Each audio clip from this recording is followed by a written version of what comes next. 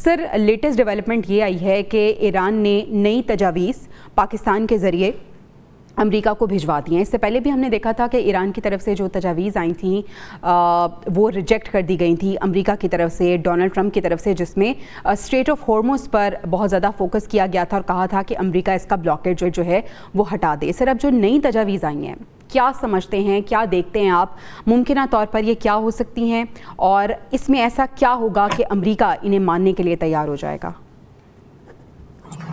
शुक्रिया जवेरिया। देखिए, इससे पहले कि हम एग्जैक्टली इस सवाल का जवाब कि क्या रिस्पॉन्स होगा, रद्द अमल होगा ट्रंप का इन तजावीज़ में, क्या मज़ीद ऐसा इन्होंने शामिल किया है ईरान ने कि वो कबूल हो। देखिए, थोड़ा रिकैप कर लेते हैं कि 4 मसाइल हैं जिन पे इनकी बातचीत चल रही है। नंबर 1, जहाँ तक ईरानी जो पहले गई थी प्रपोजल, उसमें था कि आप जंग बंद करने का एक मुआहदा करें, एश्योरेंस दें हमें कि आप दोबारा फिर जंग नहीं करेंगे। एक लिहाज से एक मेजर पॉलिटिकल डिसीजन ले आप और उसको हमारे साथ एक मुआहदे में उसको प्रॉपर फॉर्मलाइज करें।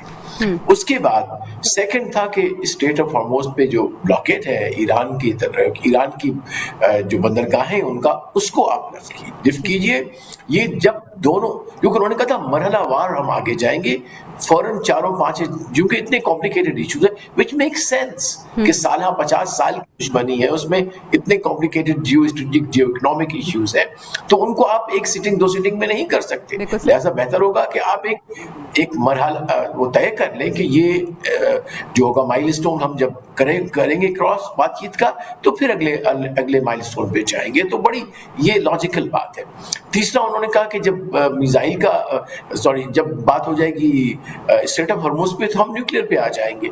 उसके बाद मिसाइल पे जो है अमेरिकन ज्यादा इंसिस्ट कर रहे हैं, लेकिन ये ईरान का ये स्टैंस है कि नहीं, हमें आप मिसाइल पे बातचीत हम आपसे नहीं करेंगे, कंप्रोमाइज नहीं करेंगे। जो दूसरी 2 चीजें थी, या उसको इकट्ठा भी कर सकता है, वो है सैंक्शंस, और जो पैसा रुका हुआ है ईरान का, उसको कैसे वापस और फौरन वापस करना चाहिए। और ये इसलिए ज़रूरी है, इसको हम डिप्लोमेटिक अगर लैंग्वेज में कहें तो ये CBMs हैं, कॉन्फिडेंस बिल्डिंग मेजर्स है।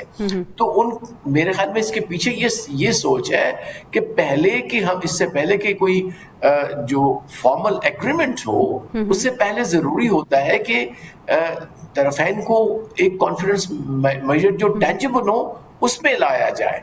तो इस हवाले से एक बड़ी अच्छी पेशरफ्ती पाकिस्तान ने की थी, सिर्फ 2 मिनट लूंगा मैं। वो ली थी जब हमारे chief of defence forces air marshal Asim Munir साहब तेहरान गए, तो उन्होंने 2 मेजर टेंजिबल जो थे वो कॉन्फिडेंस बिल्डिंग मेजर्स पे एग्री करवाया दोनों साइड्स को। एक लेबनान में फायरबंदी, और दूसरा ईरान की तरफ से स्ट्रेट ऑफ हॉर्मुज़ को खोलने का ऐलान। लेकिन बाद में अनफॉर्चुनेटली चूंकि वहां ईरान ने हमला किया, लिहाजा वहां से उसके रिएक्शन में फिर ईरान ने भी अपनी पाबंदी दोबारा स्ट्रेट ऑफ हॉर्मुज़ में कर। तो जरूरी होगा कि जो भी कुछ बातचीत होगी, ये तो जो है वो to and fro of this proposal will come, लेकिन टेंजिबल पीस की तरफ कोई उम्मीद नहीं बनेगी जब तक कि अमेरिका की तरफ से कोई टेंजिबल कॉन्फिडेंस बिल्डिंग मेजर नहीं आता। और अभी जो नजर आ रहा है, और ईरान ने कह भी दिया है कि please open the straight of Hormuz, obviously it is hurting. मैं अभी पढ़ रहा था, कोई 40 ऐसे जहाज थे जो आ रहे थे और जा रहे थे, उनको रोका गया है, इंटरडिक्ट किया गया है। So I think major sticking point इस वक्त जो है वो स्टेट ऑफ हॉर्मुज़ को खोलने का है। जब वो आगे बातचीत चलेगी